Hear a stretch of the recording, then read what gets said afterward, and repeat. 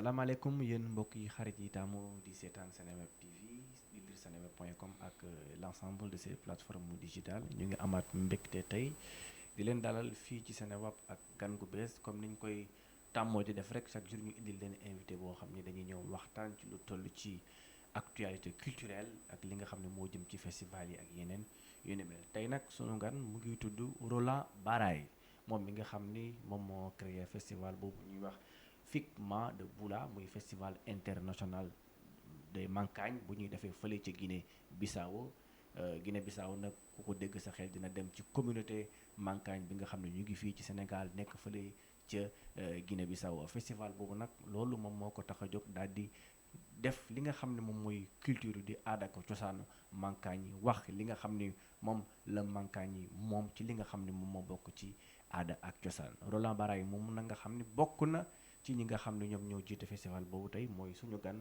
moom la ñuy amal ak moom benn waxtaan boo xam ne dañuy jëm ci lu nga xam ne mooy organisation festival bi nga xam ne ñu ngi ko jàpp di 17 au 18 au 19 mai fële ca Boula dëkk ba nga xam ne sax sorewul ak fa nga xam ne fa la roi bi nekk Roland Baraye ñu ngi lay nuyu. maa ngi lay fay monsieur Mané na nga def baa yaa ngi si jàmm. jërëjëf gannaaw ba nga nangoo suñu invitation. waaw c'est un grand plaisir bi mu meen invité si seen plateau Sen TV Seneweb c'est une très chaîne de télévision très suivie dans le monde entier. merci beaucoup. tey nga ñëw ngir waxtaanee li nga xam ni moom mooy FICMA di festival bi nga xam ni Mankagne ñoo ko moom ngeen koy amal du 17 au 19 mai fële ca Boula muy benn dëkk boo nga xam ni ma nga ca Guinée Bissau ñu bëggoon tuuti rek nga dellu si ak ñun ci loolu waral festival boobu. waaw donc festival international culturel Mankagne ni ñu koy wooyee FICMA Boula festival la bu mag la boo xamante ne bi suñu roi mu ngi tudd Jean Morais Mancabou ñu ngi koy wooyee ci tuuru Mankagne di Hilampa Dingu Mancabou moom mooy roi bi waaw donc loolu turam mu Mankagne la ndax Mankagne boo gis dafa am tour traditionnel.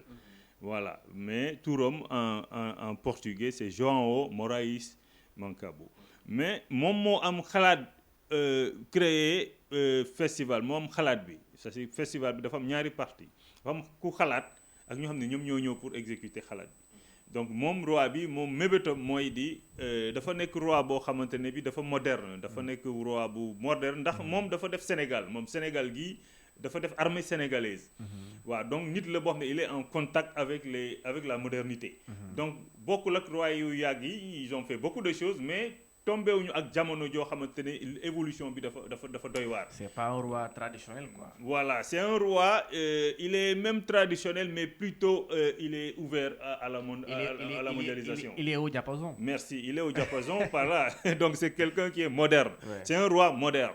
D'accord donc bu mu ñëwee dafa ne man dama bëggoon ñu dajale tous les Mankagne fu ñu mënti nekk ci àdduna bi ndax dafa am ay problèmes de société des problèmes coutumiers yoo xamante ne war nañ ko waxtaanee et des problèmes culturels lu mel ni ay cérémonies yoo xamante ne Mankagne yi dañ koy def chaque année parce que Mankagne le Mankagne il est sacré le Mankagne il est spirituel donc le Mankagne il est purement ancré à la tradition et au culte Mankagne donc moo tax it boo gisee ci cérémonie on dépense beaucoup d'argent par année donc chaque famille Mankagne dans l'année dina def au moins benn cérémonie donc boo ko xaymaa dina nekk xaalis bu takku ñu ngi def ci étude ci projection pour xam ni au minimum xaalis bi dina tourner à peu près sur beaucoup de centaines de milliers de centaines de millions et des centaines de milliers de millions parce que à peu près toutes les familles Mankagne ont des cérémonies traditionnelles à faire chaque année. Alors donc alal bu bëri googu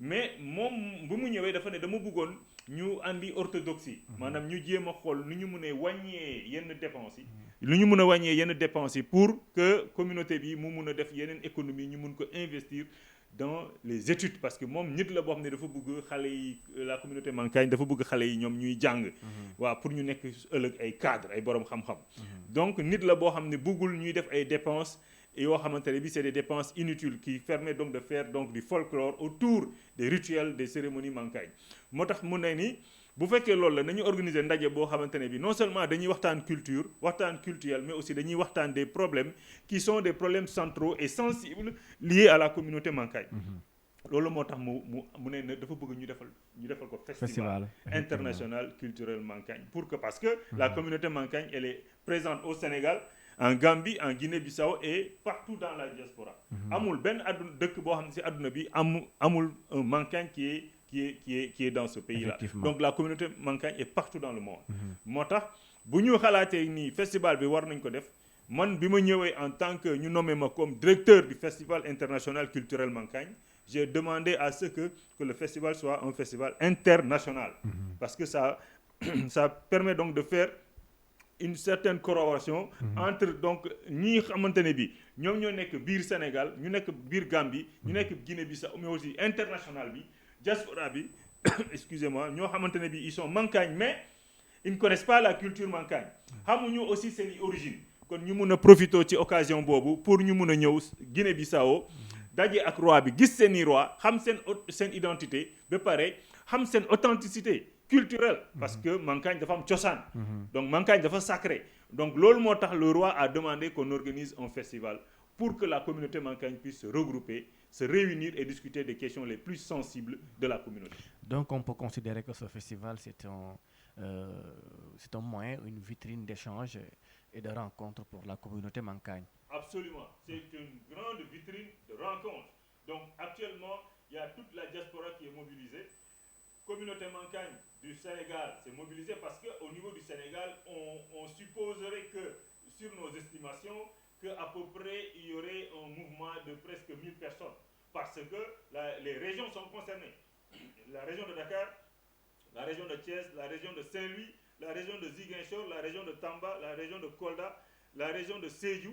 Donc, et il y a Vélingara, il y a aussi les quelques contrées qui sont à l'intérieur des régions, des gens qui vont se déplacer dans les villages, par exemple dans la zone de Goudomp, Tanaf, toutes ces zones-là, les mankagnes sont mobilisés pour se déplacer, et y compris ceux qui ne sont pas des mankagnes, qui sont donc de la communauté, que ce soit les Balantes, les Mandingues, les Peuls, les Pépels, tous ces gens-là, ils sont les Diola, qui sont nos amis, les Sérères, nos parents, ils sont tous invités à ce festival et ils vont faire le déplacement. D'accord.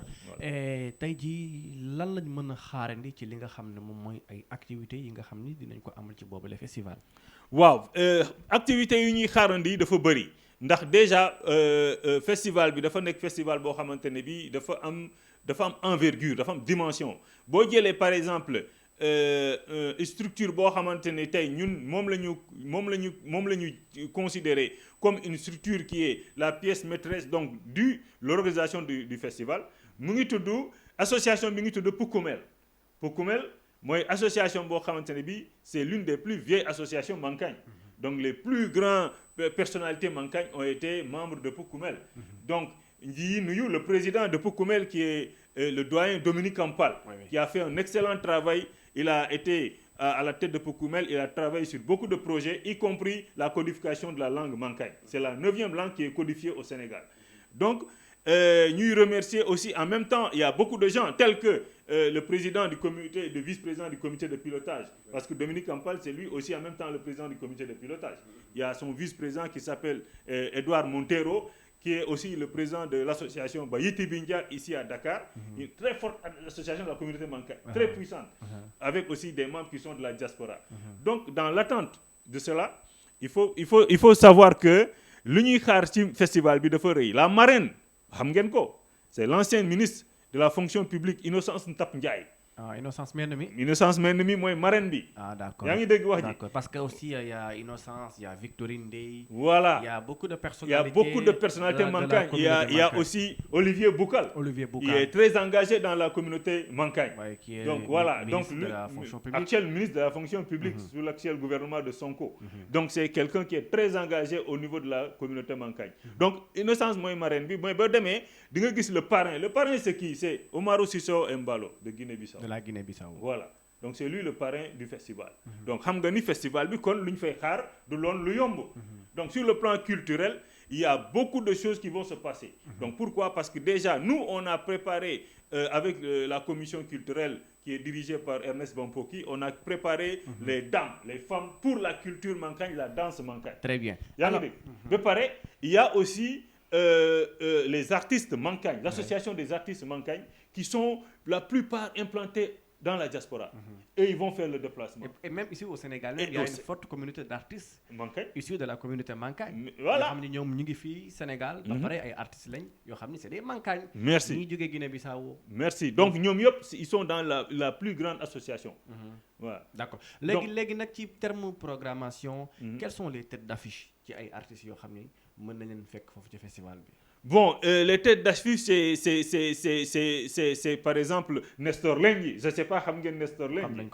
Nestor Lengi, xam ngeen ni moom presque ces dernières années lu mu woy ci culture mankagne dafa doy waar. dafa war a génne sa album. Normalement album bi dafa war a génn balaa même festival bi. Voilà, donc c'est lui qui est en tout ce qui est aspect culturel au niveau de la Guinée-Bissau, moo nekk di coordonner avec les grandes figures aussi de la culture bissau-guinéenne. Donc am na artistes yu mag yoo xamante ne bi moom aussi il est en contact avec ces artistes là. ñoom ñooy ñoo def le méga concert le samedi, parce que samedi si guddi il y aura un méga concert. On va faire enflammer Boula. D'accord. Wow, avec des artistes qui vont venir de partout dans le monde, des grands artistes mankagne qui ñuy toj Europe et Canada et États-Unis et affaire yooyu xam nga lu la. Donc affaire bi du yomb. Alors comme il y a une forte communauté, une grande communauté mankagne partout à travers le monde. Oui. Est-ce qu'aujourd'hui on peut s'attendre à ce que ce festival FICMA soit un festival itinérant pour aller à la rencontre des autres communautés mankagnes basées dans le reste du monde? Oui, absolument. Mën nañ xaar lu mel noonu quoi. Absolument. Noonu tey mën nañ gis ni festival bi année bii buñ ko defee ci dëkk bi année bee ñu defee ko réew bële année bee ñu defee ko réew bi ndax itinérance boobu noonu dina absolument parce que festival bi dañ koy defee Boula, parce que Boula foofu la royaume mankagne cosaano. Maanaam Boula mooy le centre névralgique du royaume mankagne. Maanaam mankagne boo gis rek son père ou son grand-père ou son arrière-grand-père, excusez-moi, est originaire de Boula. Yaa ngi dégg, donc loolu mooy culture richesse culture mankagne. Par exemple man boo jëlee sama tour mankagne man ñu ngi may wooyee Roland Baray, mais sama tour mankagne c'est Nsumu Kambibidid, Nsumu Boula. Donc si sama tour ça dafa am Boula, donc Nsumu Kambibidid, Nsumu Boula, c'est le nom de mon grand-père. Et mon grand-père, c'est son grand frère était le roi en Guinée-Bissau. Il était roi. Donc le grand frère de mon grand-père, il était roi. Il s'appelle Mankagna Mboss. Moo tax tour tey ñu am touru Mankagne. Parce que Mankagne, ça vient de Mankagna. Mankagna Mboss, c'était le roi de 1912 à 1915. Moom moo tax ñu am tey tour bi ñu woowee Mankagne. Parce que moom moo tudd Mankagna. Buy portugais yi di def recensement dañu wax ne ku dëkk ci Mankagna, ku dëkk ci royaume Mankagna, yow na nga wax ni boo demee ñu recenser nee la yow Mankagna nga ci Mankagna nga bokk. Waaw. Moo tax ñu ñuy wooyee Mankagne. C'est le portugais, il a compris, mais au début on nous appelait les Brahmes. Yaa ngi dégg. Donc lu gën a am importance ci loolu mooy di culture mankagne dañ koy exporter. C'est pourquoi bi ma ñëwee j'ai dit que le festival doit être un festival international en tant que directeur du festival. Effectivement. Donc j'ai une vision plus large parce que le festival dañ koy def Guinée-Bissau à Boula parce que c'est le roi moo fa nekk dañuy sargal suñu roi. Donc il faut que ñu def première édition à Boula. Mais les autres éditions on peut les mettre par exemple au Sénégal, ou on peut mettre ça en Gambie, ou on peut mettre ça dans la diaspora, peut-être même aux États-Unis ou au Canada ou au Royaume-Uni ou en Belgique ou en Amérique latine où il y a une très forte colonie mankagne en Amérique latine. Moi, on m'appelle jusqu'à Cuba, en Argentine. Les mankagnes sont contents, ils sont fiers de leur identité. Voilà. Donc mes amis mankagnes comme Yves Kenny, xam naa ne tey jii ñoom suñu yéegee information bi nii dinañ kontaan mais nag Roland am na benn différence bu ma bëgg nga wax ñu ko. Oui. Entre mankagne ak njaago luy différence bi. waaw mankagne ak njaago dañoo am benn source parce que on a presque la même langue, on parle un peu la même langue. sorewuleen de. non sorewuñu et puis ñoo dëkk. Donc Kanthiongou ak Boula c'est la même zone da ngay romb Boula nga dem Kanthioumbou. Parce que aujourd'hui oui. ici chez nous au Sénégal, oui. quand tu es Mendy, quand tu es Prera, automatiquement on passe à la Guinée-Bissau. Absolument. Quand tu es Mankagne, on passe automatiquement à la Guinée-Bissau. Absolument. Mais ñoo bokk même zone. Parce que nous sommes tous au niveau de la région de Cachéou. Ñoom aussi ils sont concernés par le festival. Ils sont invités suñuy dëkkandoo la ñu. Boula ak Kanthioumbou ak dëkku njaago yi Cachéou tout ça autant pour moi. Dëkk yooyu ñu xamante ne ñoo ñu wër mais il y a que des manjates. Il y a des Balantes, il y a des Pépel, il y a des Peul, il y a des Manding. Donc toutes ces ethnies là sont invitées au festival. ñoom dañuy ñëw fekkee festival bi. waaw ñoom yëpp ils sont invités donc manjaak yi ñoo dend ñu nag ñoom ñoo dend donc on est de la même source ñun ñëpp ñoo bokk la région de Cachéou. D'accord waaw léegi ñu bàyyi la nga tàggatoo daal di wax li nga xam ni moom mooy programme bi ak li nga xam ni moom la ngeen di xaarandi ci autorité compétente yi nga xam ne ñoom ñoo war a jàpp ci festival bi. waaw ñun nag le festival bi nag xam naa ni day tàmbali 17 18 19 vendredi bii lay commencé.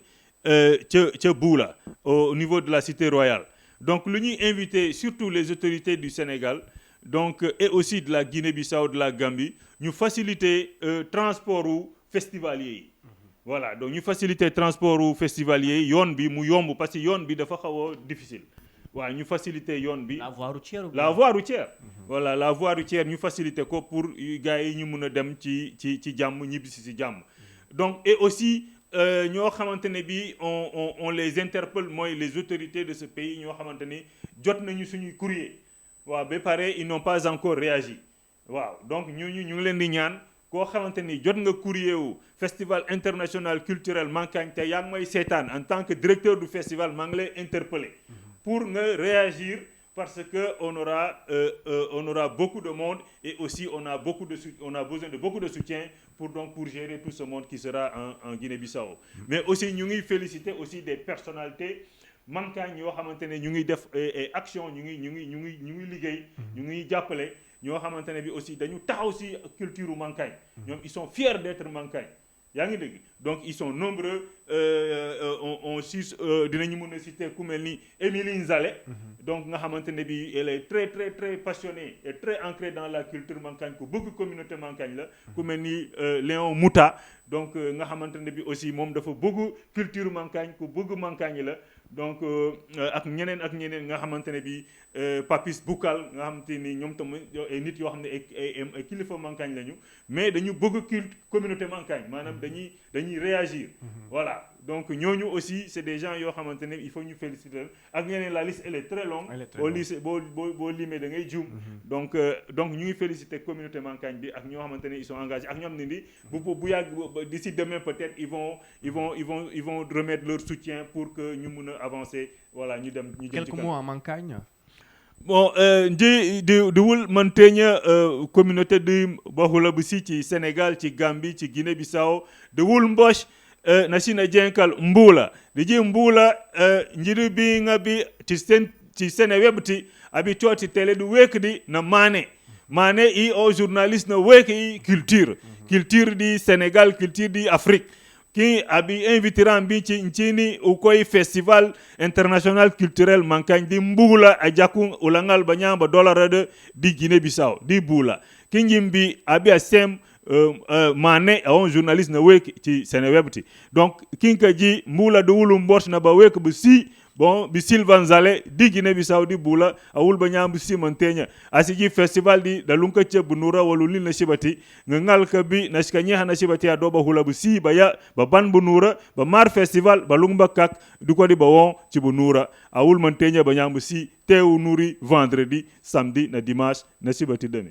Voilà, merci. Merci beaucoup. Merci d'avoir accepté aussi notre invitation. Merci aussi à vous, chers téléspectateurs, d'avoir nous avoir octroyé votre aimable attention. C'était Roland Baraye, directeur du festival FICMA, le festival international qui concerne toute la communauté Mankagne, qui aura lieu du 17 au 19 mai à Boula, une localité qui se trouve en Guinée-Bissau, non loin de la localité du province.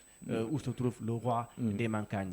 Chers téléspectateurs, merci. Nous vous donnons rendez-vous très prochainement avec un autre invité ici sur les locaux de Seneweb. Merci.